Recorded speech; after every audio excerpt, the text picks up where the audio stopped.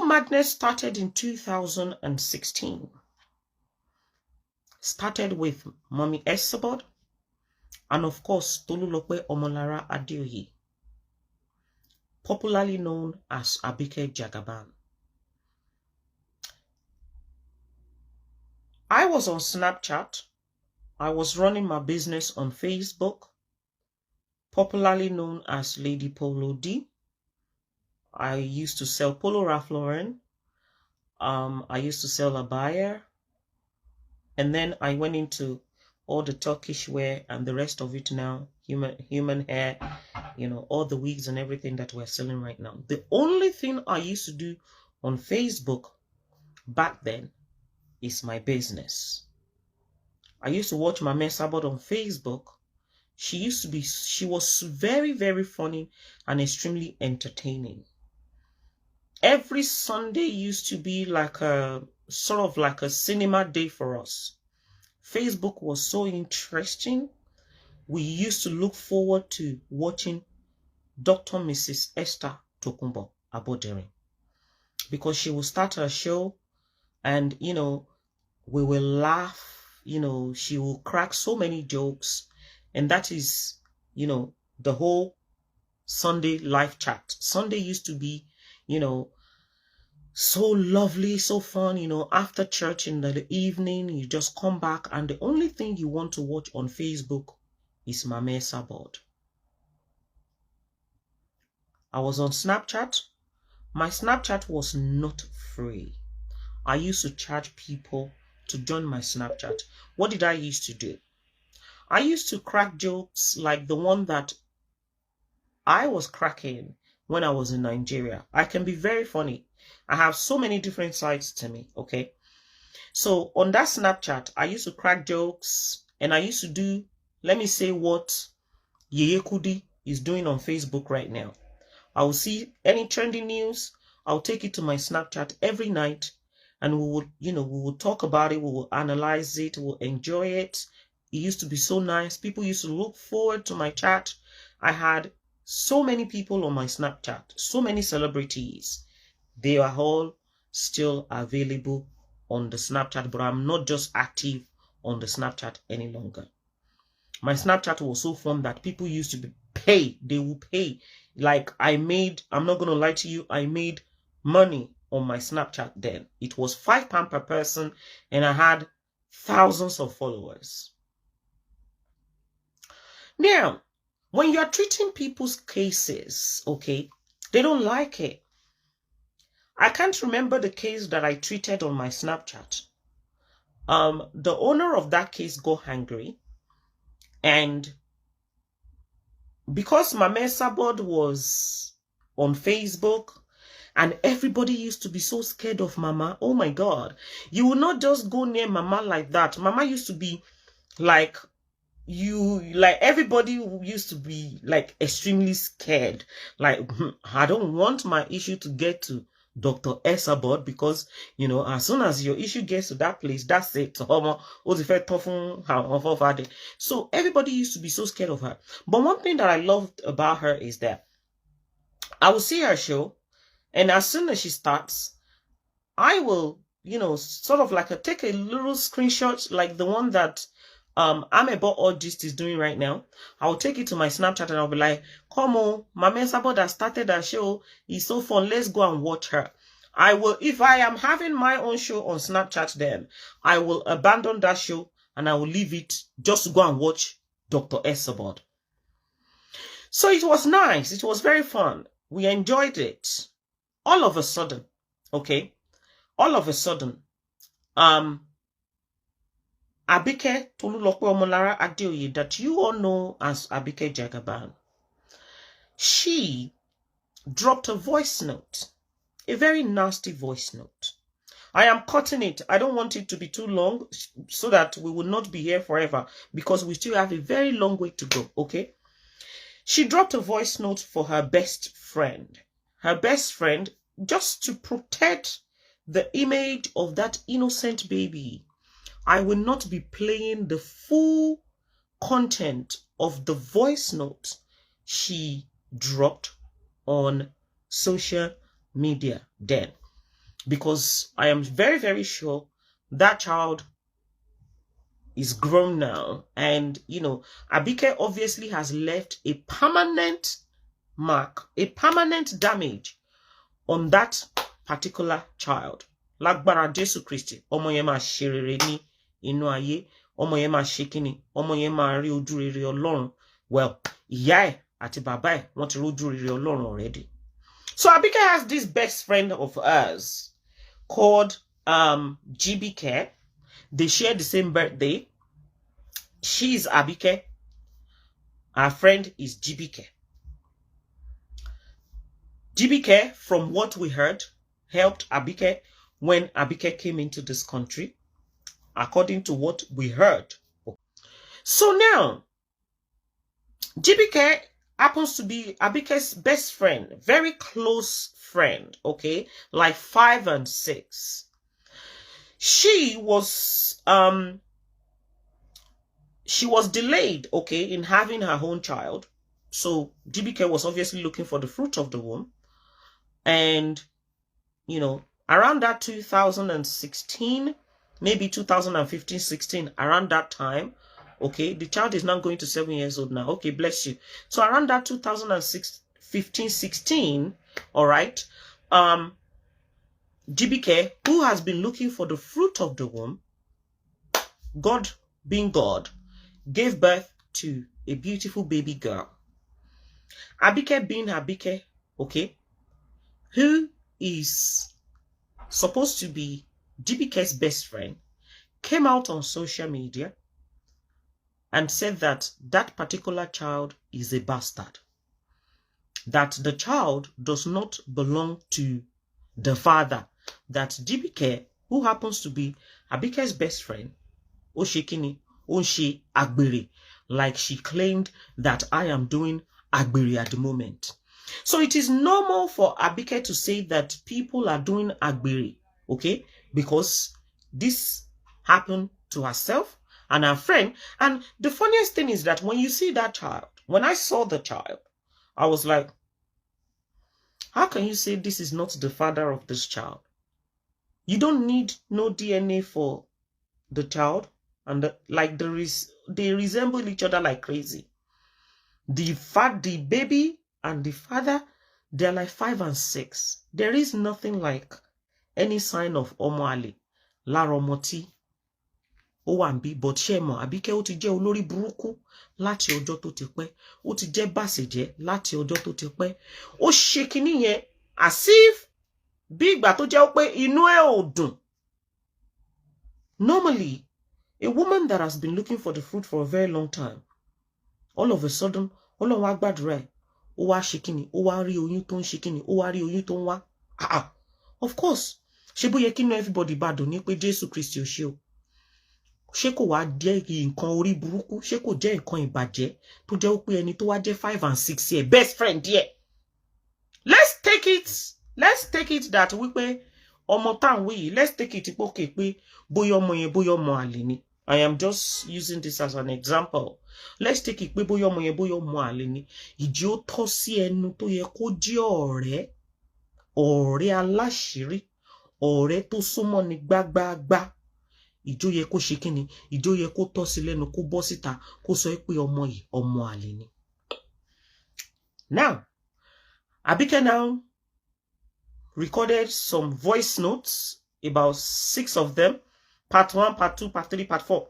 You know what, I can sort of like play part 1, okay, so that you will have an idea of the content of those particular voice notes. Okay. So, the voice notes obviously go around, just like the way we have it now. Sometimes you will just hear one boyfriend and girlfriend fighting each other, blah, blah, blah, blah, blah. And you will see them sending voice note around. And, people like Biru Yeyekudi, she will come out, she will do analysis on it. Yeyekudi will hear things that, Okay, let's take it like this. Let's say, for example, somebody like Gist Lover. Okay, so Gist Lover will see something, she will post it, or he will post it on his blog, and people will come out, they will talk about it, they will analyze it. This was what Mama Esabod did ní ọdún náà lọ́hùn. it wasn't Mama Esabod alone. As a matter of fact, I, Dorcas, I was one of the people that blogged her on my Snapchat. Although at this time, I didn't know who she was, okay? I just used to see her on Facebook. To be honest, she used to run her own educative show. She wasn't well known. You know, like maybe say maximum back then, Abike will have like maybe say boya be 120, 300, 200 people watching her. Whereas Mama Esabod was, you know, she was well known. You know, she has treated so many cases. Toti push Mama Esabod out. Mama Esabod will come on a Sunday live chat. She used to have like 5,000 people watching. So you can see that there is a massive gap between the two of them. Àwọn méjèèjì yẹn no wà lórí well, Mama Esabod ló wà lórí Facebook then, doing her own chat, educative show, jabajabe, all sort of, you know, ìyàwó ilé alágbèrè. Mama used to do all that blogging. Whereas she, on the other side, she used to run her own educative show, even though ó ti drop àwọn voice note yẹn síta. So, our voice notes don't drop síta yìí. I saw it. I spoke about it on my Snapchat. Mama Esabod saw it. She spoke about it on her Facebook page. And Mama Esabod, irú olórí burúkú ọmọ òṣìwò ló drop tó báyé ọ̀rẹ́ ẹ̀jẹ̀ like this. This is ridiculous. A lot of bloggers ni wọ́n gbé ọ̀rọ̀ Àbíkẹ́ ní year yẹn long. Tẹ́ bá lọ sórí YouTube, like I said, you will see different people tí wọ́n sọ̀rọ̀ Àbíkẹ́ ńgbà yẹn. Èpè, wọ́n fi èpè sìn. Èpè yẹn náà dẹ̀ ṣì ń jà up to today. Kò sí èpè tán ṣe fún tán pé irú olórí burúkú ọmọ òfòwò lélẹ̀. Ọ̀rẹ́ tímọ́tímọ́ òun ló dẹ̀ mú tó dẹ̀ bá tọ̀tẹ́ ẹ̀jẹ̀ báyìí. Tó bá tiẹ̀ jẹ́ pé ọmọ àlè lọ́mọ gan, ṣẹ́nu olórí burúkú ẹ̀ ló yẹ kan ti gbọ̀n. Mama Esabod wá treat case yẹn. Àbíkẹ́ notice pé Mama Esabod wọ́n lérò lórí. She didn't face any other speaker to treat case GBK and Àbíkẹ́ ní year náà long. Ó ti rí pé ìyá Esabod wọ́n ní èrò lórí òtítọ́ òun làwa máa sọ níbí. Ó wá bọ́ síta, ó ṣe show, ó ṣépè fún ìyá ìwé. Ó ṣe show, ó bú ìyá ìwé. Ta ni ìyá yìí tó ń ṣe analysis ọ̀rọ̀ ọ̀rẹ́ òun àtòun? Kàn fún òun sílẹ̀ o. Don't talk about me because you don't know what happened between me and my friend. Kini kan this. Please drop my name Ìgbà kan àwo kan ìkòkò bàbá sásùn. Wọ́n bú ìyá ìwé, kò sí tí kò sọ sí ìyá ìwé tán. Now, Mama Esabod being Mama Esabod, she's a big blogger, okay? She's well known. Like I said, Mama will be having a show, 5,000 people will be watching. Àbíkẹ́ will be having a show, 120 people, 100 people will be watching her. Tó ṣe mú orúkọ Mama Esabod, tó ṣe fi ṣe show lẹ́lẹ́kejì nìyẹn. She noticed the increase in the number of viewers that are watching. She got carried away or deviate from what she used to do before, which is the educative show. Not going to lie to you, she used to do her own educative show. Ó kúrò lórí yẹn why? Because ó notice pé anytime tó ń bá ti ń sọ̀rọ̀ Mama Esabod, people are watching. Now, remember, I said Mama Esabod used to treat the case of ìyàwó ilé alágbèrè. All those ìyàwó ilé alágbèrè tí wọ́n wà ní Dublin Island. Mama used to be sort of like a threat to them back then. Ṣé wá rí gbogbo àwọn ìyàwó ilé alágbèrè yẹn pátápátá. All of them, they now ganged up together. Wọ́n kóra wọn lọ sí ọ̀dọ̀ Àbíkẹ́. Because they wanted to silence Mama Esabod. Ìgbà tán kóra wọn dọ́dọ̀ Àbíkẹ́, they will sell out fake story about Iya Esabod to Àbíkẹ́. Oh, she's this, she's that. Ibi tó ń gbé ní. At the end of it all, nínú àwọn tó sell Mama Esabod, not real story about herself. You know, fake manipulated version of Mama Sabo's story. Nínú àwọn tó wá ta story yẹn fún màmá nígbà yẹn. I'm sorry to say he's a father to me. I don't have a problem with him. Like I said, a lot of people's name ó come up nínú documentary tá ń ṣe yìí. Nínú àwọn tó ṣe kíni, nínú àwọn tó sọ̀rọ̀ Màmá Ewé síta ní ọdún náà lọ́hùn, ó wá happen láti jẹ́ Bàbá Gaddafi tí ìyá Ewé tí wọ́n bí ọmọ méjì fún. Àwọn náà wà ńbẹ̀ nínú àwọn tí, you know, they were having their disputes. Like I said, I don't have problem with Baba but I just have to make sure that I point out that some of the things that they used to attack Mama Sabo lórí Facebook back then, Baba Gaddafi was part of it. Who happens to be our ex, okay? So they will come out, they will say so many things about her. Then you see, Mama to change now, okay? Right now, she doesn't freak out. You know, she's so calm and very, very, like, extremely calm right now. Back then, if you try some of the things that people are trying with her right now, or that they do try with her on Facebook right now, tí Mama bá bọ́ síta fún ẹ. In fact, ilé ayé máa sú ẹ, ó máa sú gbogbo ẹbí ẹ, ó máa sú gbogbo generation ẹ. So Mama ma ṣe bọ́ síta, Mama ma ṣe show, Mama, you know, wọ́n ma ṣépè fún Mama, Mama ma fún wọn lépè padà. Everywhere was hot. It was yam scatter. Abike begin to notice the increase nínú number of people that are watching her. Àwọn èèyàn wá ń pè, wọ́n á fún lówó.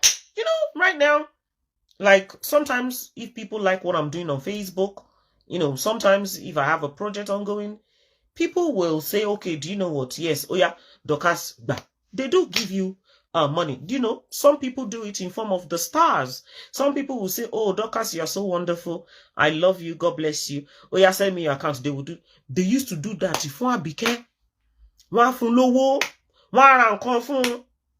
O wa ndun mo. Kò sẹ́nibody tó mọ̀ pé àwọn nǹkan kéékèèké tí Àbíkẹ́ tó ń gbà lábẹ́lẹ̀ bí owó, bí gift, bí ó lọ fún jẹ, nobody knew pé àwọn nǹkan tí ó ń ṣe kíni, nobody knew pé àwọn nǹkan tó ń tì tó fi máa lọ attack Màmá nígbà yẹn nìyẹn. A ṣá máa wò wọ́n lórí Facebook pé eléyìí má dẹ̀ tún lẹ́tì kẹ̀kẹ́, irú drama wo ni àwọn people ń ṣe ẹjọ́. So àṣé Àbíkẹ́ ń gba gift, àṣé ń gba present, gbogbo àwọn kíní yẹn ti ń dùn mọ́, ó ti ń wọ̀ lára. A ṣá rí pé ìjà yìí ṣá ń pọ̀, ìjà yóò fẹ́ tán, ìjà yìí ṣá ń le lemọ́. Irú ìjà wèrè wo ló pọ̀ tó báyìí tó kàn gbẹ̀ngẹ̀lẹ̀gẹ̀ tíjà yóò fẹ́ stop báyìí. Ìjà yẹn ṣá ń le, ó ṣá ń le, ojoojúmọ́ ló ń le sí, àṣé wọ́n ti fi owó, wọ́n ti fi ba ayé Àbíkẹ́ jẹ́ ní underneath. Ó máa attack Màmá, a máa ṣépè fún wọn. Àwọn ènìyàn á jáde, wọ́n á máa ṣépè fún olórí burúkú ọmọ, kí ló dé, àgbàlagbà ló ń bú báyìí, ó fẹ́ ṣoríire ni wọ́n ṣá máa ń gbé ṣépè. One thing tó fi earn so much hatred for herself is the fact that, number one, Mama Esabod is way older than her, okay? So tó bá ti ń bú àwọn Mama, and you know the way she run her show, kò ní run show pé, you know, kó explain ara ẹ̀ káwọn èèyàn kan mọ̀ okay nǹkan tó fẹ́ sọ gangan. Ó máa ń run show bí aláyé bàjẹ́ bí olórí ibú. One of the reasons why I had problem with her. The show, Àbíkẹ́ will have a show of maybe say 2 hours. Show yẹn ó máa full of èpè. The only thing is èpè. Show là ń ṣe ń sìn, a lè fi pè ránpẹ́ díẹ̀ sí toró lórí burúkú ọmọ òfò lọ́mọ fún mi láyọ̀ àìná. But kò ń ṣe kí gbogbo content of the show kó wá jẹ́ èpè. Àbíkẹ́ a máa ṣépè. Àwọn èèyàn á máa wò pé irú ọmọ òṣì ọmọ rádaràda ò lélẹ̀ tó ń bú àgbàlagbà báyìí. Mama Esabod, wọ́n máa ní more love. Màmá máa ní more supporters. Because àwọn èèyàn máa fojú pé no. This lady can't be normal. Èpè ti pọ̀ jù. Let's fast forward it. So that because ibi ta ṣe ń lọ ṣe jìn, but mo kàn, you know, you have to know the genesis bó ṣe bẹ̀rẹ̀ káwá tó move lọ, a máa dé àwọn ibi tó máa dirty. So now, I was on my Snapchat, running my Snapchat, you know, the things and everything I used to do on it. You know, if I see anybody, whatever issue that is trending, I will take it to my Snapchat. I will go and talk about it on it. Mi ò rán yéèyàn. You know, àwọn set kun wá dùn because of, you know, what I used to talk about. They don't want you to talk about their issue. Onla de ti wà lórí Facebook ń sì wọ́n bí èèyàn dá kó ní kí n má sọ̀rọ̀. Ṣé èèyàn kan lè lọ mú padlock kó gbé sẹ́nu yèyé kú dín sí nígbà tẹ́ ẹ̀ ṣe rè. Anything you don't want us to talk about, don't put it on your social media platform. So nígbà yẹn, they wanted to silence me. Mi tẹ́ mọ̀ ẹni kọ́kọ́ tó ń jẹ́ Kenny. I cannot remember anybody by the name Kenny. Wọ́n ṣá ṣe, you know, wọ́n ṣá ṣe one ritual like that, you know, trying to scare me, you know, like, you know, when they want to silence you, they will just do some crazy thing that they think that, okay, gbogbo yóò máa dẹ́rù bà ẹ́, kíní kan. Wọ́n ṣá ṣe kíní yẹn bí ritual. Wọ́n mú fọ́tò mi, wọ́n mú fọ́tò Momsi, wọ́n mú fọ́tò Nas, wọ́n fi ẹyin sí, wọ́n fi epo pupa, wọ́n ṣá kó gbogbo ẹ̀, wọ́n kó jọ, kíní kan Dorcas o, kíní kan nínú fídíò yẹn. I don't have a copy of that video. I would have played it for you right here, right now. Mba play fún yín sí. Wọ́n ṣá ṣe pé sínú ritual yẹn, ìjọ tó bá tó sọ̀rọ̀ Kenny, kíní kan lùkúlùkù kan ló máa pa wọ́n, táwọn máa ṣe kíní kan. Mọ̀ pé who the fuck is Kenny? I can't even remember who Kenny is. I don't even know who Kenny is. Anyway, wọ́n ṣe yẹn, I didn't keep quiet. I continued with my blogging on WhatsApp. And then one day, ọjọ́ kan, there is this lady, she's very close to CQ Beauty even now, okay? Mi rántí orúkọ ọmọ yẹn anymore. But she has like a boutique on Instagram, okay? I can't remember when that happened. Something now came up about herself. I don't know if anybody can remember orúkọ lady yẹn, if anyone can remember her name. I can't remember her name now. She's very close to CQ Beauty even, but mi ò rántí orúkọ ẹ̀ mọ́. Anybody tó bá rántí orúkọ case yẹn tí mo tweet yẹn, you can help me to put it on this platform. I'd really appreciate it. Mi ṣá rántí orúkọ ẹni yẹn mọ́ because it's been a while. I don't put names on my head. So something happened and I treated that lady's case. No, not Ajoke. No, kò tí ẹ̀ tí the stage gbogbo àwọn yẹn. Not Ajoke, kò tí the stage gbogbo àwọn yẹn. Mo ṣá treat case arábìnrin yẹn lórí Snapchat. And because they know that, you know, my Snapchat, everything will go viral. They didn't like it. They wanted to keep me quiet. Wọ́n ṣá parọ́. Wọ́n ní Dorcas. Wọ́n ní ó ń sẹ́lì ògbòyàn lórí Snapchat. You cannot do stuff like that on Snapchat. Wọ́n ló ṣe gbá, wọ́n ló ṣàwo, wọ́n ló ṣe kòkò bàbá sásùn. Àwọn yẹn náà, they recorded their own voice. Baba, wọ́n tún ṣe bí gbàtẹ́gbà, àwọn náà tún ṣe bí kíní bí ritual bí babaláwo and all of that nonsense and rubbish. They did their own. And that was the beginning of, you know, Dorcas coming onto Facebook.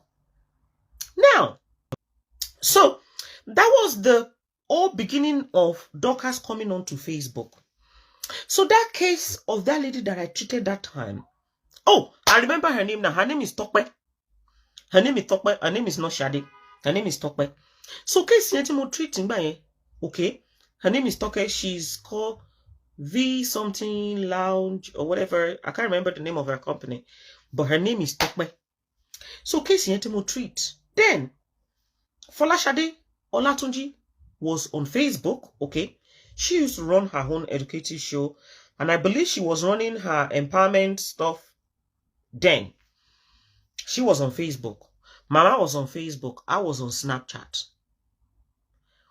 That case of that topic that I treated that time, they needed somebody to bring that case onto Facebook so that kan lè pariwo orúkọ Dorcas. Now, Folashade Olatunji, who happens to be on Facebook, she was a speaker. Mama Sabod is there. And of course, Abike that was running her own educative program before she started her fracas with Mama Esabod. They now took the case of Dorcas and Tope. They took it to Folashade Olatunji. When Folashade Olatunji started with the case, she didn't ask me, she didn't call me to find out my own side of the story. She was biased with the case she treated. And boom, the war between myself and herself, Loba Bere. Kasari fast forward there. That war between myself and Folashade Olatunji, Otin Shele. But before then, Abike, Otin Bama Mensa Boduja. Buki Jesse, O Jade, O support ma Mensa Bod then. Irú olórí burúkú ọmọ kékeré wo ló ń bú àgbàlagbà báyìí. And Abike is so fond of one thing, yeah? Whenever she's fighting you, she will find people that are close to you, that can sell your details, your information, everything about you to her, so that she will bring it on board. Láti wá fi ṣe show. Anyhow, I wonder, how come? How did she find out about me? Báwo ló ṣe mọ̀ nípa ayé mi? Buki Jesse Bosita, ó sọ̀rọ̀ nípa Mama Esabod, wípé tí ó máa ń ṣe pé lórí burúkú ni Tolúlọpẹ́ Ọmọlára Adéoyè. Ẹni tó ń sọ̀rọ̀ àgbàlagbà ni. This case that she treated is a viral case. Everybody ló mọ̀ nípa ọ̀rọ̀ tí Yèwé treat yìí. Why are you abusing her? Má bú àgbàlagbà. Ṣebí wọ́n náà fẹ́ dàgbà. Nǹkan tí Buki Jesse sọ nìyẹn. Tí arábìnrin kan tí wọ́n ń pè ní Monica Osim àbí Monica Oseni àbí kí ló pè rẹ̀ happens to be ìyàwó fún Buki Jesse. Tí Monica yẹn tó fi lọ ta kéèsì, tó lọ ta story Buki Jesse, ó lọ ta fún Àbíkẹ́ Jagaban tí gbogbo yín tẹ́ mọ̀ sí Tolúlọpẹ́ Ọmọlára Adéoyè. Mo rí páwọn èèyàn tí ń pọ̀ díẹ̀ nsìn. Màmá mú wọn wọlé lẹ́ẹ̀kọ̀ọ̀kan. Okay. Nígbà tó dẹ̀ ṣe yẹn, Àbíkẹ́ máa jáde síta. Olórí burúkú, Buki Jesse, you know, like, I'm not calling her olórí burúkú now, yeah. Ó jí fíríjì, ó ra bẹ́ẹ̀dì fẹ́ẹ̀kì, ó ṣe rí pé Fracas rí pé ó ti ń grow díẹ̀. Buki Jesse too will come out, òun náà máa bú, òun náà tún máa jáde, òun náà máa bú. Now, ṣé mọ̀ pé mo sọ already pé wọ́n gbé kéèsì wá láti orí Snapchat wá sí orí kíni wá sí orí Facebook nípa tèmi. On this beautiful day, èmi àti Snapchat mi la jọ ń gbádùn ara wa, la jọ enjoy ara wa. I had a beautiful show on it. I used to use that you know, the voice, the Lasisi voice, tí mo ń lò when I was in Nigeria and I used to crack like little joke. I used to use that voice on Snapchat then. I just cracked one joke. I wasn't talking to Mama Esabod. My show had nothing whatsoever to do with Mama Esabod. But they know. Àwọn tó fẹ́ ṣe kíní yẹn, wọ́n mọ̀ pé Mama máa ń tètè get angry then. Then, àwọn Àbíkẹ́, they used to use one thing called Ọ̀sanyìn. Ọ̀sanyìn yẹn á kàn máa ṣe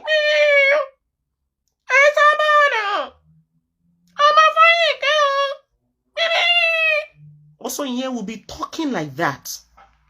One day, when we lo the same voice, you know, anybody can use that voice, and the voice will sound the same.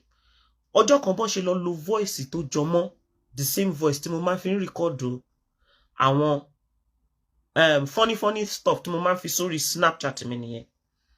Wọ́n fi voice yẹn, wọ́n fi bú Ìyá Esabod, wọ́n ṣe orí burúkú tán wálé ayé wá ṣe, wọ́n wá jù sí màmá.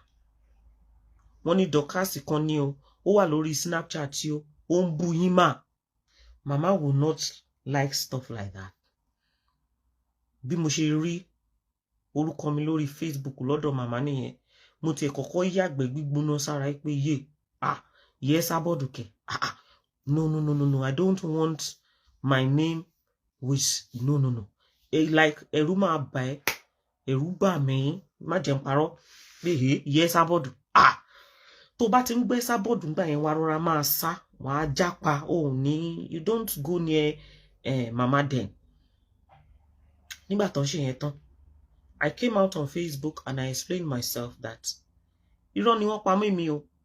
I don't know anything about this voice that they are talking about. I didn't abuse you, ma. But then, nígbà yẹn, Mama didn't get it. They sort of like they manipulated her gan. Debi pe she was so upset. She had a show. She abused me. She did everything. Everything. Luckily, there is one auntie on Facebook. Wọ́n pè wọ́n ní kí lorúkọ mọ́mì tó ń ta kíní ní Liverpool. Wọ́n pè wọ́n ní Sister Adetoro. She kind of know me, and then she was very close to Mama. Then irú àwọn tán bá bá Mama sọ̀rọ̀, Mama máa gbọ́. So I think, was it that Mama came to London? Mama went to her store. Mama now said to her that Dorcas tó ń gbé ọ̀rẹ́ wá fún yín yẹn kò bú yín o, ọmọ yín ni o. Emma, you know, Sister Banke Adetoro, yes, pé ọmọ yín ni o. As a matter of fact, tó love yín gan. Sister Banke just, you know, she got involved, and Mama soft pedal everything. Oh, calm down a little bit and what have you. I said to her, you know, ìyẹn jókòó bẹ́ẹ̀ yẹn. Ṣùgbọ́n àwọn oníṣẹ́ ibi yìí wọ́n ní dáwọ́ dúró. They went back. They recorded another voice abusing Mama. Wọ́n tún send díẹ̀ sí wọn. Mama ṣe freak out tán nìyẹn. Tí Mama ṣe kíni, tí Mama fún mi ní èpè tó gbáski. And you know, then èmi wà so new to irú àwọn nǹkan bẹ́ẹ̀, because like me, my own is just to sell my aṣọ kí n kúrò, kémi ya photo. I used to ya photo bí wèrè burúkú. I love my pictures then, you know. So what Mama did then, it was a shock. Like, here Esabod okay. Ọmọ tó bá ti ń gbé Esabod ńgbà yẹn wá rọra sá. Ó ní wọ́n bí ẹ̀dá. Ẹ mọ̀ kan sọ pé ènìyàn bí Fádèyí olóró. Bí Mama ṣe rí ńgbà yẹn nìyẹn. So ìyẹn lọ bẹ́ẹ̀. Ṣé mọ̀ pé already Mama ti ní mi sínú pé ìwọ ọmọ yẹn o ti record àkọ́kọ́, o ti record ẹlẹ́kejì. Although wọ́n bẹ̀bẹ̀, wọ́n mọ̀ pé kò kí n ṣe mi. And to be honest with you, those words were not myself. Case mi àti Fọláṣadé tí mo sọ fún yín pé somebody from Snapchat took my case to Facebook. Wọ́n bẹ̀rẹ̀ sí ní parọ́, wọ́n manipulate, wọ́n ṣe gbogbo ẹ̀. I wasn't so happy with the way Fọláṣadé treated the case. So I came out and I explained myself. Now, ní àtúnsáré wọ ibì kan sìn yìí kí n tó continue tèmi àti Ṣadé yẹn. Ṣé ẹ mọ̀ pé mo sọ fún yín wípé Àbíkẹ́ Jagawèrè ó ti ní problem pẹ̀lú Bukky Jesse, torí Bukky Jesse bọ́ síta ó ní why tó ń bú àgbàlagbà. Ṣebí kéèsì tí arábìnrin tó sọ òun ni wípé kí ni nǹkan tó fà á tó fi máa record voice for your best friend. Bukky Jesse àti Àbíkẹ́, they are already fighting. Wọ́n ti ń bára wọn jà, wọ́n ti ń nọra wọn, wọ́n ti ń fúnra wọn ní gbàgbó sí already. Now, Bukky Jesse and Fọláṣadé Ọlátúnjí, ọ̀rẹ́ làwọn méjèèjì, like best friend. Ní ìgbà tí Àbíkẹ́ bẹ̀rẹ̀ sí ní gbé case Bukky Jesse wá sórí Facebook, we didn't know that it was Monica whatever. Póun ló ń fún Àbíkẹ́ lọ́wọ́ gbogbo àwọn nǹkan tí Àbíkẹ́ ń sọ lórí platform ẹ̀. Fọláṣadé, being a motivational speaker, now came out, you know, then she didn't know who Àbíkẹ́ was, you know. She didn't know pé bóyá Àbíkẹ́ lè kàn yẹ òun o bóyá kò lè kàn yẹ òun. Òun ṣá ṣe show, ó bú Àbíkẹ́, kíníkan, kí ló dé tó ń bú ọ̀rẹ́ òun, èèyàn gbọ́dọ̀ máa ṣe báyìí, ṣe bí n tán sọ fún ẹni pé kó má bú àgbàlagbà mọ́, kíníkan igbá kan. Ṣé rí páwọn èèyàn ti ń pọ̀ díẹ̀ lórí Fracas nsìn. Àṣà ṣe lọ, à ń ṣe lọ, ó ń lọ wẹ́rẹ́wẹ́rẹ́. Mo rọra ń wò wọ́n. Kéèsì mi àti Fọláṣadé Ọlátúnjí ó bẹ̀rẹ̀ sí ní go gaga. Kéèsì yẹn lọ sókè. Fọláṣadé will have a show. I will come out and I will debunk her that is not what happened. You don't get it. You should have contacted me, you know. before kó tó ṣe show. Now ṣé mọ̀ pé Àbíkẹ́ ti already ní problem pẹ̀lú Bukky Jesse, ó dẹ̀ ti ní problem pẹ̀lú Fọláṣadé Ọlátúnjí. Now Fọláṣadé Ọlátúnjí gbé kéèsì tèmi wá sórí Facebook. I came out to defend myself. Kò ní sí wáyé pé Àbíkẹ́ love to gang fight. Okay? Ó ti ń ṣe látìgbà tó ti wà lórí Facebook. She loves it. And this is why our team can never succeed on social media. When you love to go and join force with other people's enemies, ipe kẹjọ ṣe tó bá dijọ́ kan ọjọ́ kan tún jọba ara yín jà náà ni. Àbíkẹ́ ti wá rí àsìkò kì okay, òun nìkan lòun fèsì gbogbo àwọn people yìí tẹ́lẹ̀tẹ́lẹ̀. Fọláṣadé ti wà ńbẹ̀, Bukky Jesse ti wà ńbẹ̀, Iyesabod ti wà ńbẹ̀, gbogbo wọn on Abiku Jagawere alone. I now came out to sort out my own issue with Fọláṣadé Ọlátúnjí. Àbíkẹ́ had a little group of wèrè àtàsínwín àwọn màálù. Wọn tiẹ̀ tí pọ̀ tó orí burúkú tó ń ṣe ń sìn. She had her own little group tí wọn dìbí ń tí ń lọ.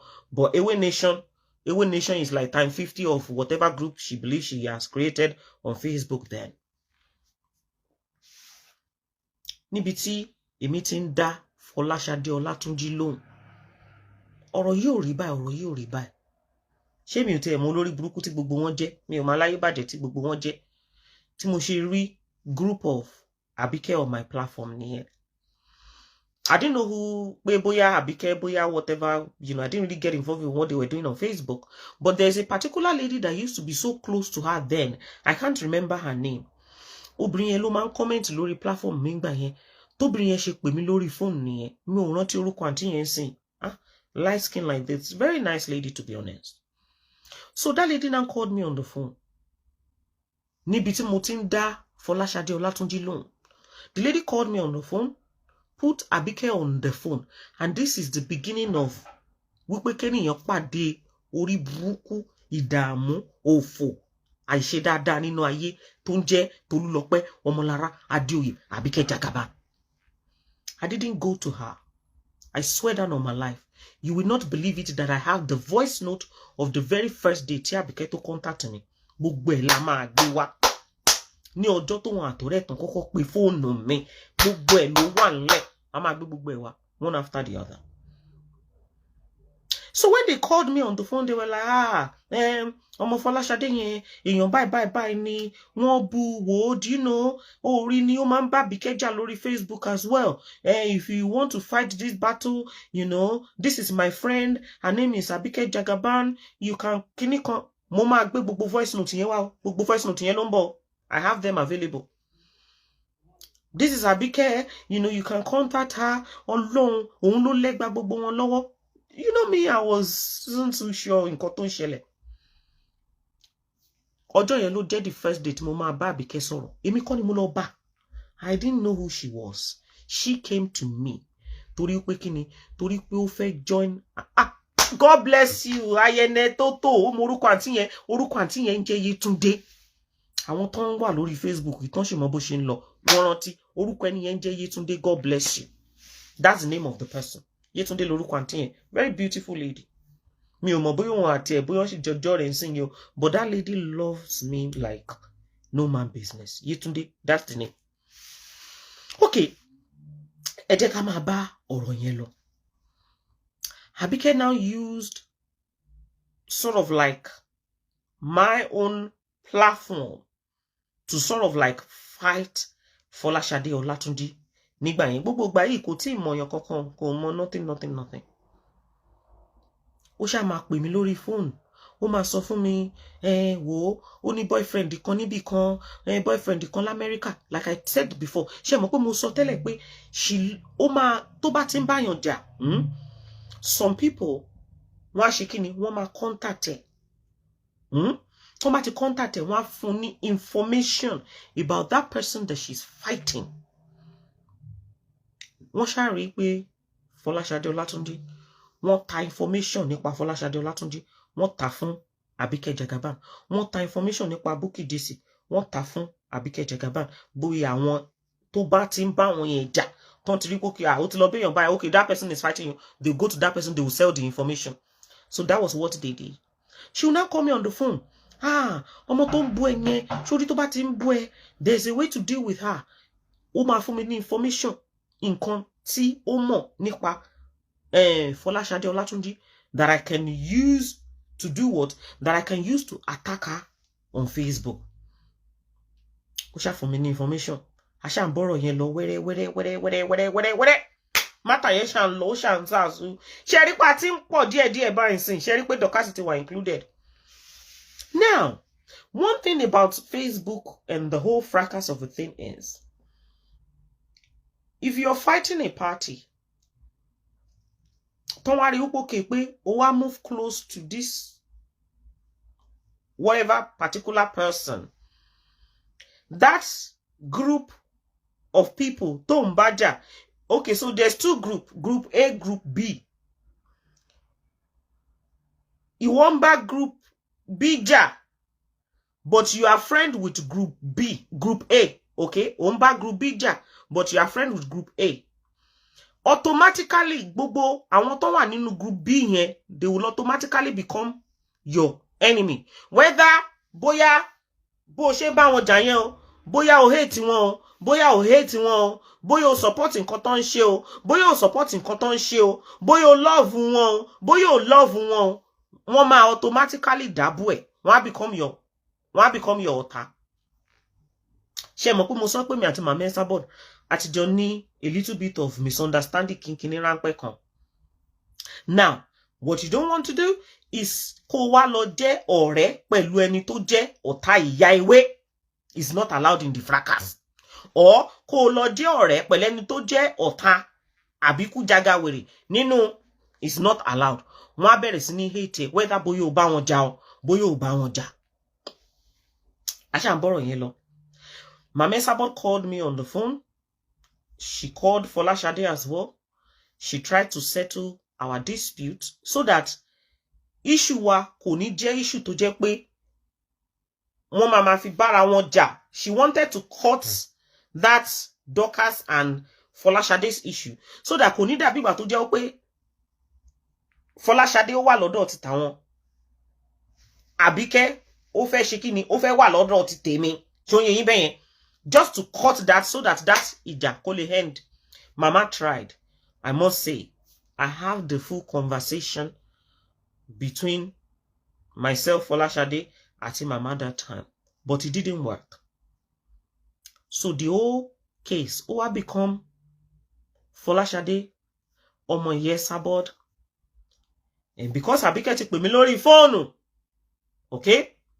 Àbíkẹ́ is now sort of like Dorcas's sister. We are not sister.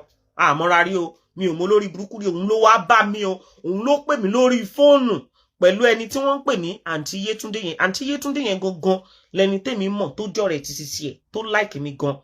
No bá ṣe kíni, no bá pè mí lórí fóònù. So now, ṣé rí pé mi àti Àbíkẹ́ àti jọ wà. Fọláṣadé Ọlátúnjí àti Mama Esabod wọ́n ti jọ wà. If I have a show for Mama, tí mo bá ní ṣe show fún Fọláṣadé Ọlátúnjí, automatically everybody in Ewe Nation will support Fọláṣadé Ọlátúnjí. If they come out to stage a show for Abiku Jagawere, automatically I will support Abike Jagaban. Ṣé pa ti pín sọ́nà méjì ńsìn. We are not in conjunction together. I was just minding my business. She called me, you know, and the whole bullshit thing started. One is on this side, the other one is on that side.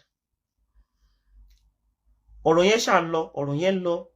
Mama she show, you know, as àgbàlagbà now, you know, back then, you know, everybody, gbogbo wa she young, nobody knew tell you know, Abike sharp, you know, things that I do not do, things that I don't like doing, things that I will never do on a normal day. Ó ṣá poison brain ni Olúwa ẹ̀. Bí màmá ṣe show kan nìyẹn, show yẹn gba kí. Mi ò gbọ́rọ̀ àwọn ìpè yẹn rí látọjọ́ tí mo ti délé ayé. Màmá fún mi lépè, màmá fún oyin ọ̀tọ̀ oyin lépè. Ìpele ìgbà ski o. Làbíkẹ́ bá pè mí lórí phone. This is her normal way of handling and dealing with things. Ó máa manipulate ọpọlọ ẹ. Ó máa sọ fún ẹ pé bye ni kò ṣe ṣe. Ìwọ náà dẹ̀ máa fall into that trap. And ò ní lè ṣe kíni, ò ní lè jáde mọ́ nínú ẹ̀ tí Jésù máa fi dé. Now, nígbà tí mo rí the video, because they manipulated Mama, to be honest with you, and she recorded that video, she abused me, and I was new to that. Abike now called me on the phone. Àwọn nǹkan òṣì tí ò yẹ kí ènìyàn ṣe, àwọn nǹkan rádaràda tí ò yẹ kí ènìyàn ṣe, Abike máa poison mind ẹ wá ṣe sí àwọn àgbàlagbà, àwọn nǹkan tó yẹ pé, like I said, Iyesabod I used to be very scared of, like no-go area, no, like that before. But when she called me on the phone, wo, ó máa gbára ẹ sílẹ̀ lọ́wọ́ ẹ ní o. Tó bá bú ẹ, wàá bọ́ síta, wàá bú. Tó bá ṣépè fún ẹ, wàá bọ́ síta, wàá ṣépè fún. Wàá sọ this, wàá sọ that, wàá sọ that, wàá sọ that. Tí màmá ṣe show yẹn lọ́jọ́ yẹn, ni mo bá wò pé wọ́n ní the only thing tó lè gbà mí lẹ̀, ó ní kí n ṣe báyìí. You will see there is a particular show, a video of mine, tí wọ́n máa ń play, tí mo ti ń pariwo, Bàbá Kẹ́mi dìde, Bàbá Kẹ́mi dìde. Mo porúkọ màmá nínú fídíò yẹn, ni èmi náà kó èpè sílẹ̀. Mo bú màmá, Bàbá Kẹ́mi o, kíní kan. Tọ́n bá ń play fídíò yẹn fún yín, nǹkan tó bí fídíò yẹn nìyẹn. I am going to explain everything they're going to manipulate. I will explain it to my yín one after the other. Tí màmá ṣe show yẹn tán ni Àbíkẹ́ bá pè mí lórí phone pé bye ni kí n ṣe o. I came out, mo bá bú màmá. Àṣé bàbá ṣe nǹkan tí Àbíkẹ́ ní kí n lọ ṣe yẹn. Àṣé wàhálà ṣẹ̀ṣẹ̀ bẹ̀rẹ̀ ni. Àṣé mọ̀mọ́ fẹ́ ó ń wá ẹni kúnra. You know when she wants people to join her, so that it is not her alone. Àṣé ó ń wá ẹni kúnra láti fi ja ìjà títí ẹ̀ tó wà lórí Facebook. I didn't know. I was so naive. I was innocent. I just thought that, okay, what she said on the phone that day, ipe bóyá ó máa ṣiṣẹ́ fún mi. Ni mo bá bọ́ síta, ni mo bá ṣe show yẹn, ni mo fọ́ta màmá lépè, mo ṣe yán dáadáa. Àṣé wàhálà ṣe bẹ̀rẹ̀. Ṣorí ńgbà tí mo ṣe show yẹn tán, tí màmá bọ́ síta tán gbé fún mi. Mo ní mo rò bóyá sọ pé tí mo bá ṣe báyìí kíni máa work ni. Mama will come and she will have a show. Bí mo ṣe join ni Fracas orí burúkú tí wọ́n ṣe lórí Facebook nìyẹn. Concentration now, ó wá ń ṣe kíni? Ó wá move away from aṣọ tó yẹ kí n máa tà gan. Concentration yẹn, ó wá move away from aṣọ. But I must tell you, okay, in everything tó máa ṣẹlẹ̀ nínú life ẹ̀dá, there is a reason for it.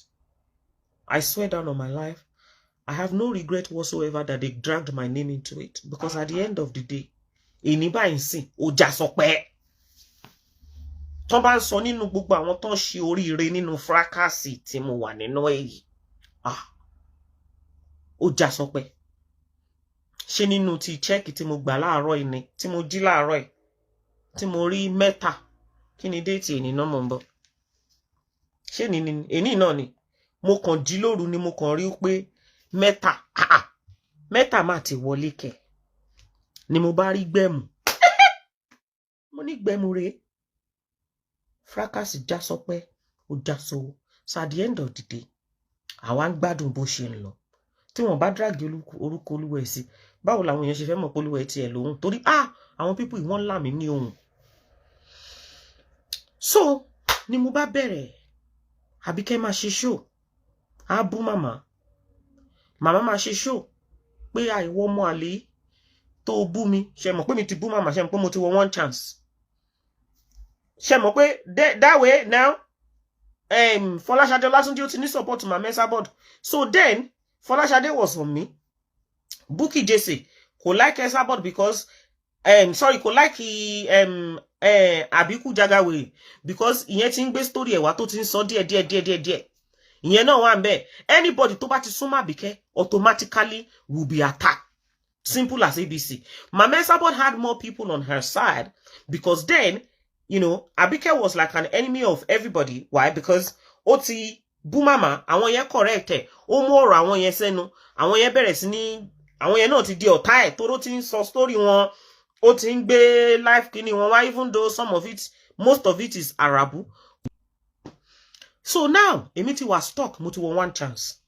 Anytime tí màmá bá ti ṣe show, màmá máa bú mi, màmá máa include mi mọ́ ọ̀rọ̀ Abike. Ọ̀rọ̀ ayé mi kò wá ṣe jágbà mọ́ lọ́wọ́ wọn lórí Facebook. So now, ó ti wá di Dorcas and Abike. Mama Esabod àti gbogbo àwọn anybody tó bá ti ní problem pẹ̀lú Abike, àbí tó bá ti ní problem pẹ̀lú èmi. Abike will stage a show. Tó bá ti gbé fún, I will come out. Me too, I will stage a show. Ṣé mọ̀ pé ó ti dàwa méjì báyìí, ṣé mọ̀ pé kò ń show nìkan mọ́, ṣé mọ̀ pé mi ti wọ one chance báyìí tó ló ti mú mi wọ̀. Folashade will stage a show for me. I will stage a show for her back. On this beautiful day, I was having my peaceful show. Very late at night. Those of you that 31 Bila to 2016, you will know. Tí mo ṣe ń ṣe show yẹn lọ. Ṣé mọ̀ pé target tèmi then is Folashade Olatunji torí òun ló gbọ́rọ̀ tèmi wá, òun ló include me in. So, anything that has to do with Folashade Olatunji, mo máa wà interested in it.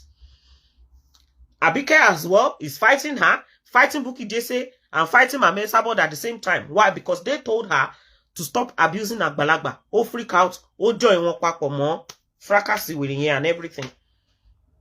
So on this beautiful day, I was just having a show, doing my analysis as normal. I do a lot of analysis on Mama Esabod then because she was like the head then. And in contact because of me, kí n máa face Esabod, kí n ṣá máa bá Esabod jà. Kò yé yín, èmi ò tí jà gbogbo gbà yẹn. Èmi náà máa kó fún Yewé pé báyìí ni máa fún jẹ o. Èmi náà máa fún jẹ gbé fún o. You know the same thing she did with Lizzie Anjorin. Tó ní pé kí Lizzie kó lọ attack mama padà. That's exactly what she did with me. Màá bá ṣe show. Mo wá dán alẹ́ ọjọ́ yẹn mo wá ṣe analysis yẹn lọ. Abike now called me on the phone. She said, Dorcas, mo ní kí ló dé?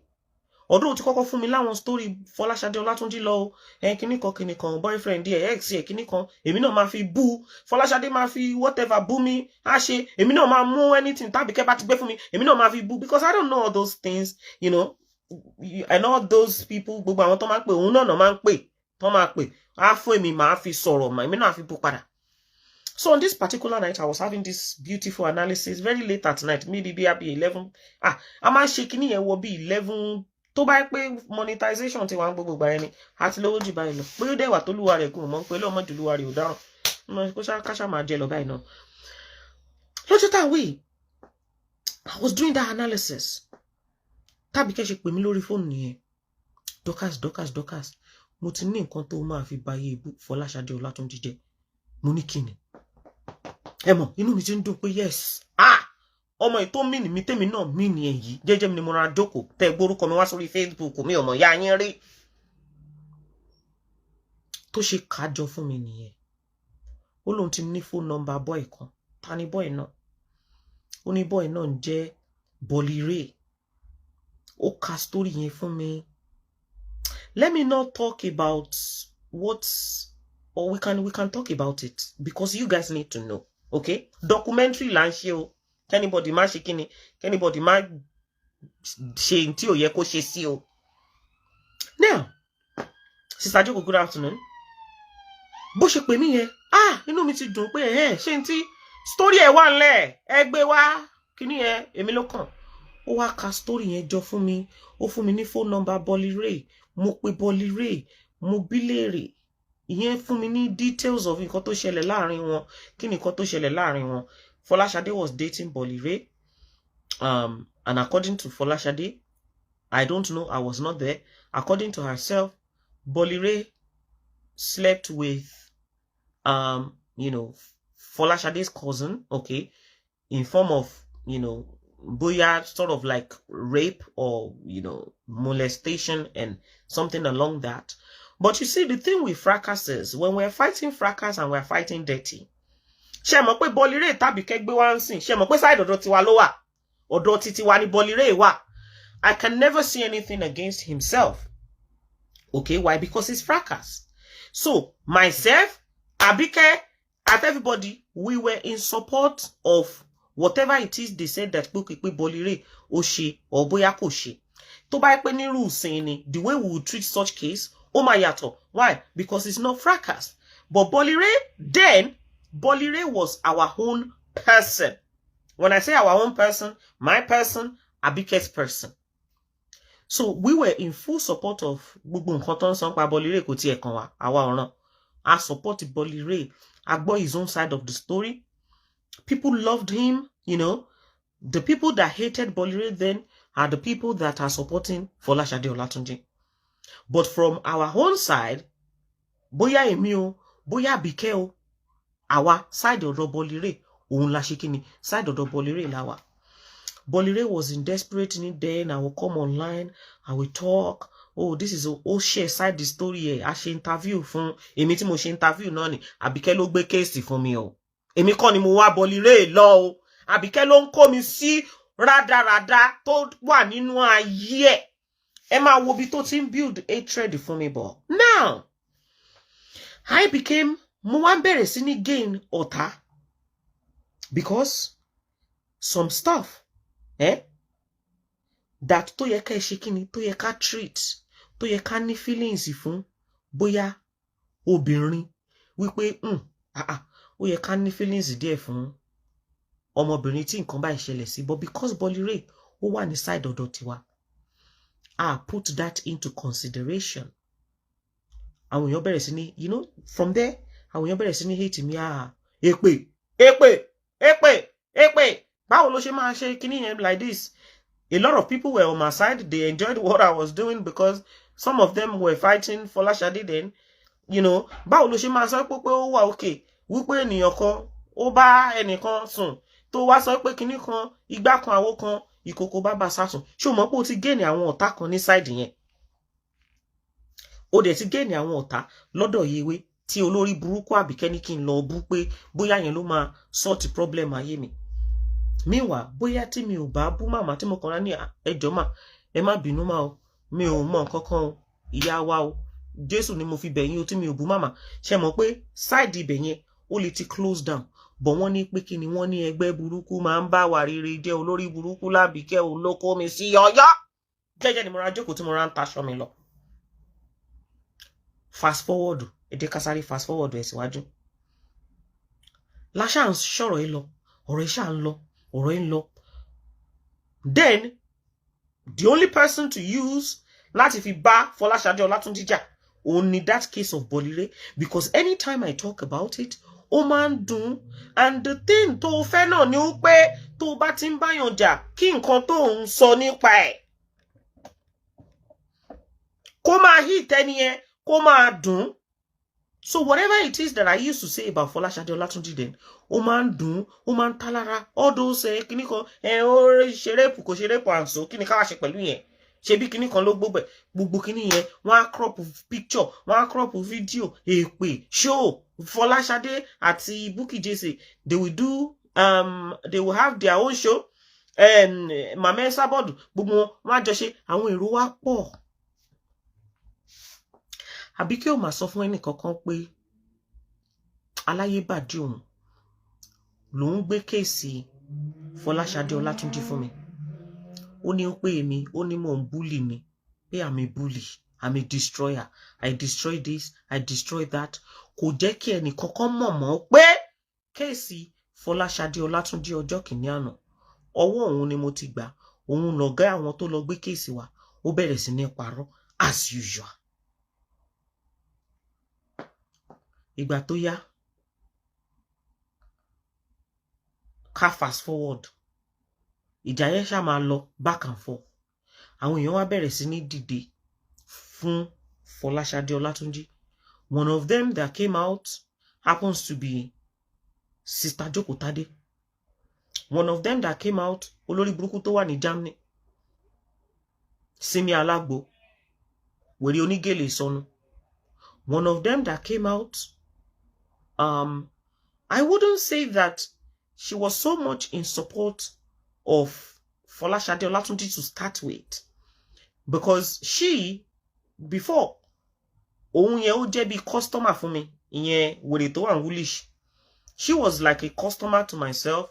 So she kind of, she tried to caution Folashade Olatunji then that, hey, Dorcas tó fẹ́ ṣe show fún tó ń ṣe show fún yìí, it's a no-go area. Má ṣe show fún. Ara tó máa fi lọ, òun kọ́ ló máa fi jáde tó bá ṣe show fún. Anyway, after a while, because she was then with Mame Sabod yẹn wèrè gbajúmọ̀ tó wà Woolwich. Ìgbà tó yá, ó join force together with Folashade Olatunji because they noticed that the pressure was too much on Folashade Olatunji and she needed, you know, enough people to support her.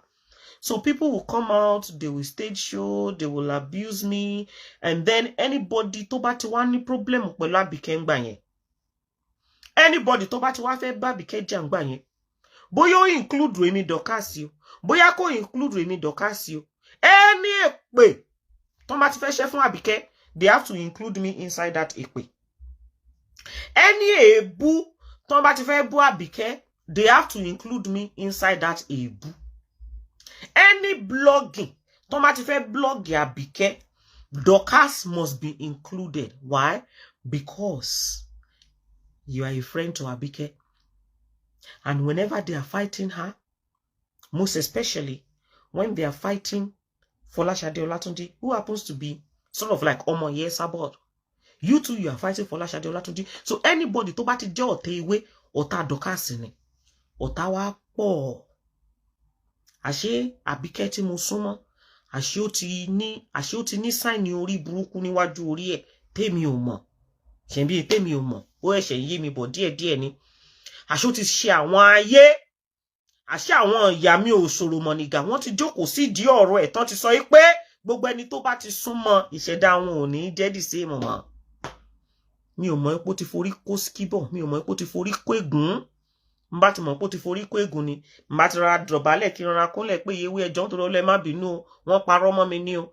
Pátápátá ẹ̀ màmá máa ṣe show bíi 4-5 fún mi kí n dẹ̀ máa bẹ̀bẹ̀ lọ. Nígbà tí mo bá bẹ̀bẹ̀ tó bá yá, ṣebí màmá máa fi mí sílẹ̀. Ó ṣà ní kí n máa bú wọn, Lèmi náà bá fún ní bàbá yálàyà support. Mi ò wá gbà. Then tó bá ti jáde tó bá ti ṣe show for Àbíkẹ́ báyìí tí ẹ bàjẹ́, I will come out, I will stage show for you. Tó bá ti bú Àbíkẹ́ báyìí, I will come out, she will come out, both of us. Ṣé mọ̀ kò fẹ́ kó jẹ́ òun nìkan. And then, oh my God. Mo tiẹ̀ ti soft pedal sin. I don't really, what I used to do then, I don't do it anymore.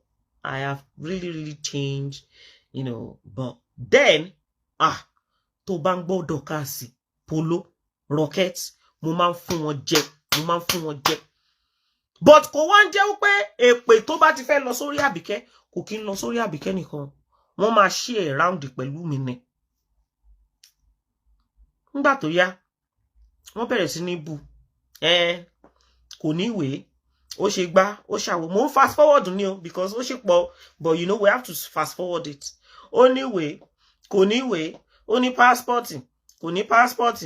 Olórí ibú ni, igbá kan àwo kan. Ṣé rí ẹ má jẹ́ ń tàn yín. Ṣé Àbíkẹ́ bó ṣe wáyé, ẹsẹ̀ ò normal o. Tẹ́ bá lọ wo ibi tó ti ń pín oúnjẹ nínú ìsà òkú tó wọ̀ lọ lánàá. Ẹ bá iṣẹ́ rí bó ṣe rìn. Irin ló wà ní ẹsẹ̀ kan. Tẹ́ bá fẹ́ gẹ̀ẹ́tì ẹ̀ bó ṣe wà yẹn fún wèrè ìfàsẹ̀, ó lulẹ̀ ó lọ nìyẹn o.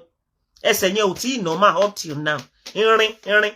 Ibi tó ti ń ṣe orí burúkú káàkiri, ibẹ̀ náà ni ìkan nínú àwọn ẹsẹ̀ ló ti jẹrà. Ẹsẹ̀ yẹn ò tí ì normal. Tẹ́ bá rí tó bá rìn, ẹ rí ìkan gùn jù kan lọ. Ẹ máa gbọ́ ó máa pa àwọn èèyàn disable.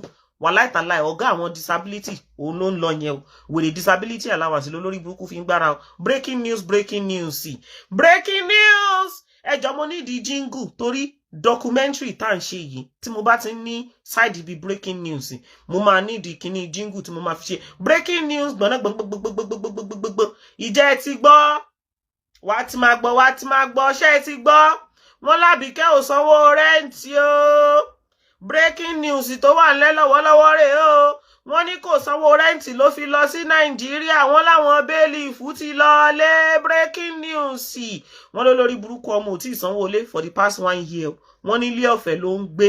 Wọ́n láwọn tó nílùú London ní wọ́n náà ti lé bóde o. Èmi ò mọ̀, mi ò sí ń bẹ̀ o. Wọ́n ló lórí burúkú ẹ̀yin màálù, ẹ̀yin aláyé bàjẹ́, ẹ̀yin ọmọ òfò tó lórí burúkú yín tó kó sábẹ́ tó ń ṣe fẹ́rẹ́fẹ́fẹ́fẹ́fẹ́ wọ́n lórí burúkú yín ti bẹ̀ wọ́n lé lórí burúkú yín ti jẹ gbèsè wọ́n ní kẹ́ bẹ̀rẹ̀ 10k challenge as usual wọ́n lọ́gà yín wọ́n náà ti bóde àbètí yín di ẹlẹ́gbọ́ àbí wọ́n ṣépè fún yín wọ́n náà ti tọ̀gá yín bóde wọ́n lójú títì náà fẹ́ dá gbogbo ẹrù ẹ̀ sí ní ìsìn ẹ bẹ̀rẹ̀ 10k challenge o ìkànnì àwọn breaking news ta gbọ́ nìyẹn. ní Àbíkẹ́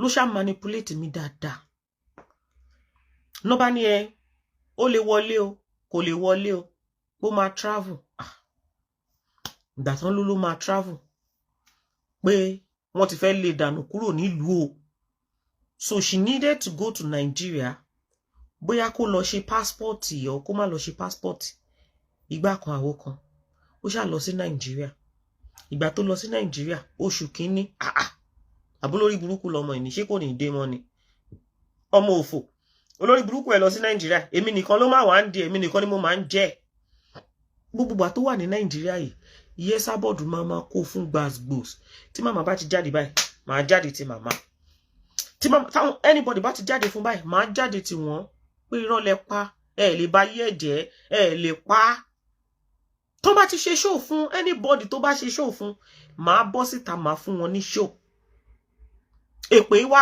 pọ̀ àwọn èpè tó yẹ kán máa direct lọ sórí Àbíkẹ́ ọmọ fún mi láyọ̀ àìná àwọn èpè tó yẹ kán bá mi fi ṣe sínú ìṣẹ̀dá ẹ̀ kó wọnú brain ẹ̀ lọ wọ́n wá máa donate ẹ̀ wọ́n máa donate ẹ̀ fún mi ó lọ sí Nàìjíríà oṣù kínní a máa rí níbo ló wà meanwhile Nàìjíríà tó lórí burúkú wà ní olórí burúkú kì í ṣe show as normal ó wá kó èmi nìkan àtorí mi àtọpọlọ mi èmi nìkan wá ń fèsì gbogbo problem ayé ìdààmú òfò tó ń bàbíkẹ́ torí lọ pé ọmọ lára rìn mo máa fi orí gba nǹkan kan tí wọ́n ń pè ní ìyáláyà èpè nítorí ọ̀rọ̀ olórí burúkú ọmọ mi ò mọ̀ pé ìṣẹ̀dá ẹ̀ ó ti gbà bọ́dé náà máa bẹ̀rẹ̀ ṣó yìí máa jáde wọ́n á ní kó lè wọlé mọ́ tèmi náà bá pè á máa ní ẹ kò yí òun náà òun ò tí mọ bó ṣe ń lọ èmi tún máa bọ́ síta màá tó cover up kò ní dáa fún yín ẹ yá wèrè ní Àbíkẹ́ is coming back there is nothing like that I stood by her like no man business. ẹ lè gba tíìmù ẹ o ẹ lè bà tíìmù ìjẹ́ irọ́ ní kíní kan nation must stay ìgbà I am standing here wọ́n á bú mi wọ́n á fi èbú wọ́n á fi èpè oríṣiríṣi wọ́n á fi ṣe ìṣẹ̀dá wọ́n á fi èpè burúkú kò sí tán ṣe nítorí tèmi tán ayé Àbíkẹ́ ó máa ṣẹ́rí.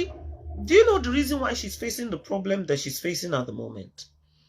Kò ń ṣe gbogbo ẹni tó bá dúró tí èèyàn òun lè nìyàn máa ń ṣe kíni òun lè nìyàn máa ń fi bí dá padà fún. Sometimes when people offend you, do you think I cannot come online and start staging shows for kí lorúkọ ẹ̀ Mọ́pẹ́lọ́lá every day? Do you think I cannot come online and start staging shows for every other gbogbo àwọn ènìyàn tó ti wá sínú tíìmù ìtàn ti lọ tí mo mọ̀ ìpòkè pé they are wrong pé àwọn náà wrong mi? Do you think I cannot? I can. But sometimes wàá kàn tí ẹ̀rọ rẹ̀ pé okay, do you know what? This particular person has been with me there ní ọjọ́ kan rí wàá wá jẹ́ kán máa lọ. Jẹ́ kí Ọlọ́run kó ṣe ìdájọ́ fún wọn. Ìdájọ́ anybody ò sí lọ́wọ́ títí sí ẹ. O ní láti dájọ́ fún ènìyàn. Let God judge them. You know that they've wronged you. You know that what they did to you, you don't deserve it. Do not revenge. Jẹ́ kí Ọlọ́run kó ṣe ìdájọ́ fún wọn látọwọ́ ara ẹ̀. Àbíkẹ́ ṣàṣán lọ. Oṣù kejì, níbo ni wèrè yìí wà? Ṣé wèrè yóò ní dé mọ́?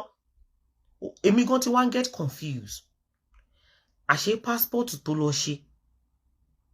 Ní ti ẹ̀ràn dín bóyá passport ló lọ ṣe. Let's just put it in form of pé ó lọ ṣe passport.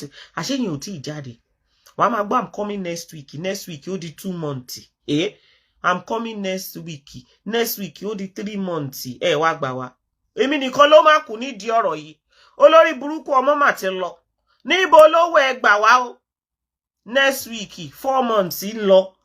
èpè ipá o èmi ti forí kó skíbọ̀ lọ èpè lọ́tún lósì ọmọ òṣì ọmọ wèrè padà wá kó wá máa forí kó èpè ẹ̀ tó kó sílẹ̀. And they did everything to me. Like everything. I didn't back off. I stood by her until ọjọ́ tó padà dé. Ọjọ́ tó padà dé, ọjọ́ yẹn ni ọkàn mi tó balẹ̀. You see, some of the love and some of the support that you can see tó wà lórí platform mi lénìí, some of it is because of that. You see, when I stand by somebody, no matter what you do, I don't care what you say.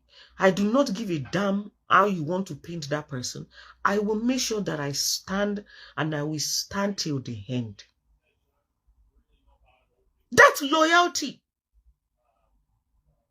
That's me standing. Pé irọ́ ṣe abẹ́ṣẹ́rẹ́ ni. Tí mo dúró ti ọmọ òfò, ọmọ aláìmoore, ọmọ ìyà, ọmọ àdánù, ọmọ Fúnmiláyọ̀ Àìnáńgbà yẹn. Ó wà lára àwọn nǹkan tí some people that are on this platform, if you are one of them, you can comment. Tí wọ́n fi love me up till today. Ipe no. Dorcas, gbàgbé, you are too much.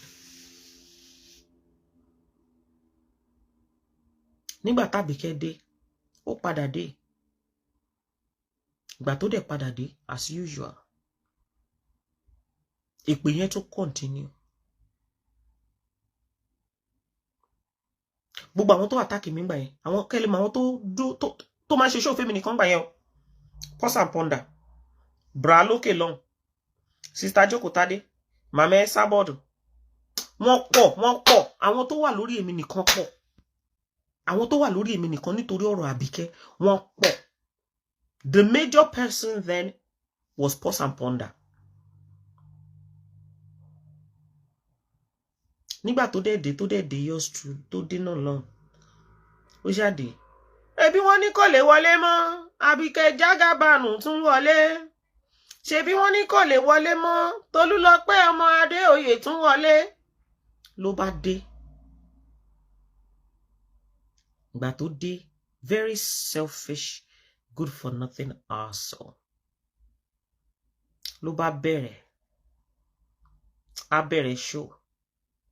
I used to hate our way of handling things.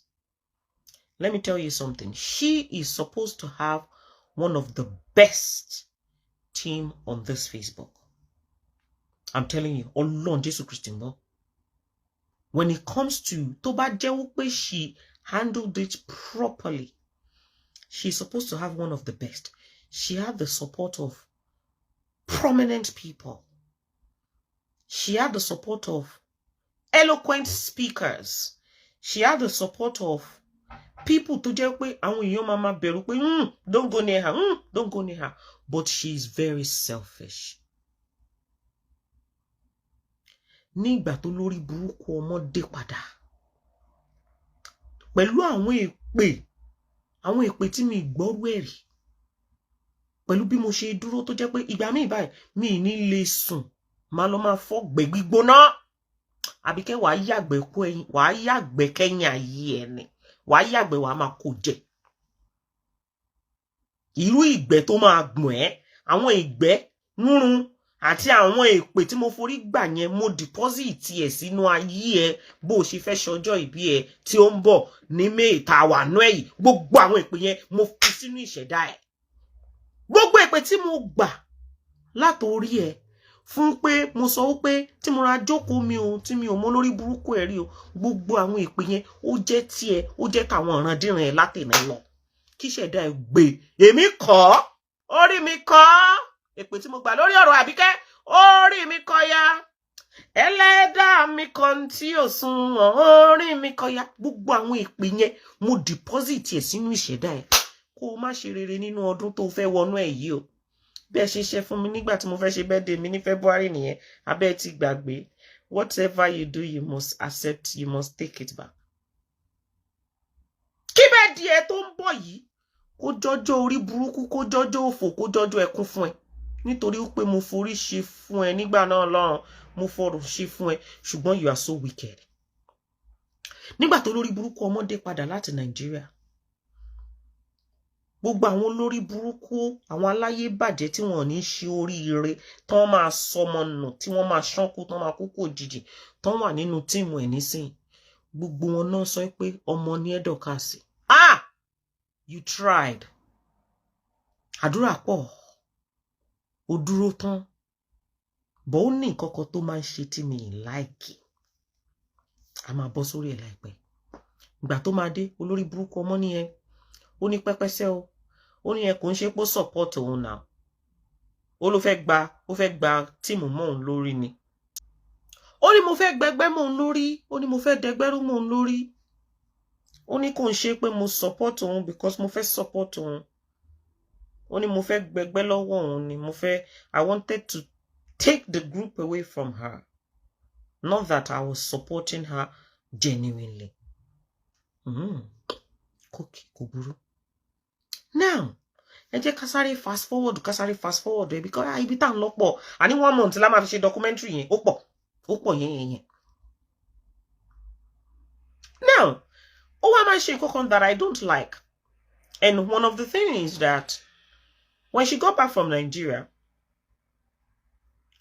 ó dà pé around that time to get back from Nigeria, around the time yẹn ni ọ̀rọ̀ Wonuola ṣẹlẹ̀. Ẹ jẹ́ kí n sáré mú Wonuola wọ̀ pápápá so that ká lè máa ṣe lọ síwájú. So around that time tó dé láti Nigeria, ọ̀rọ̀ Wonuola ṣẹlẹ̀, ìyàwó Lanre Tẹríba ni. Ẹ jẹ́ ká mú ọ̀rọ̀ Wonuola, ẹ jẹ́ ká mú wọn sí so that we can fast forward it forward. Now, I have known Wonuola since God knows, maybe when Oyinkan was a baby. Okay, we used to be on BlackBerry, we've been friends and, and all that. Although we fell out at a point, she was no longer on my Snapchat. We lost contact and all of that.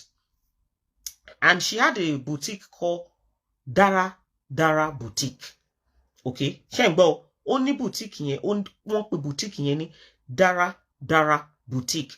Mo fẹ́ mú ọ̀rọ̀ Wonuola wọ̀ just a little bit, although Wonuola will be talking about her own self by herself, but mo fẹ́ mú wọ̀ ká lè fi gbé nǹkan tó bí Àbíkẹ́ Jagaban Folding Hand Foundation, ká lè fi gbé nǹkan tó bí wọlé àti ibi tí àwọn greediness Àbíkẹ́ tó ti bẹ̀rẹ̀. So, unfortunately, Wonuola had a baby that had, a baby that is an excess, okay? And unfortunately, this beautiful angel passed away, and, Wonuola needed to, of course, to bury the child, and, she opened a GoFundMe, all right? She wasn't the one that opened the GoFundMe. Her friends, okay, they opened GoFundMe for Wonuola. GoFundMe yẹn, àwọn èèyàn ti ń dáwó sínú ẹ̀ already.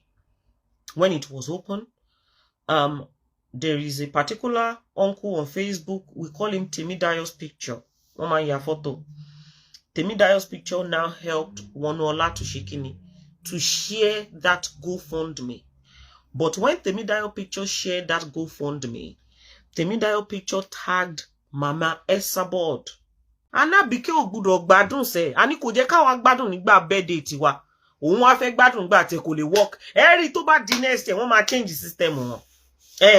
Tó bá di next year. Nígbà tí Wonu ṣe birthday ní last year, wọ́n kọ rest in peace sí wọ́n ṣépè fún dáadáa.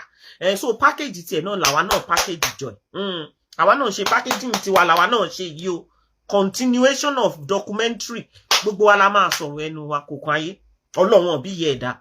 Kò lè gbádùn lọ́jọ́. Kò gbọ́dọ̀ gbádùn ni. 1 week, 2 weeks before kò gbọ́dọ̀ gbádùn. Tó bá di next year, tó bá change the system wọn. System ó lè possible kí system náà change bí náà. Àmọ́ lọ́wọ́lọ́wọ́ báyìí, à ń ṣe case lọ. Now, bí Mr. Temidayo bọ́n ṣe táàgì Mama Esabod lórí kíní GoFundMe nìyẹn. The GoFundMe now, ó wá lọ show ní orí wọ́ọ̀lù Mama Ewé. Then, kò tí sí àwọn èèyàn tán tí good ní orí Facebook, like, now on Facebook, You can sort of like review the tag before the tag will show on your wall. Then people didn't know all of that, right? Automatically when you tag somebody,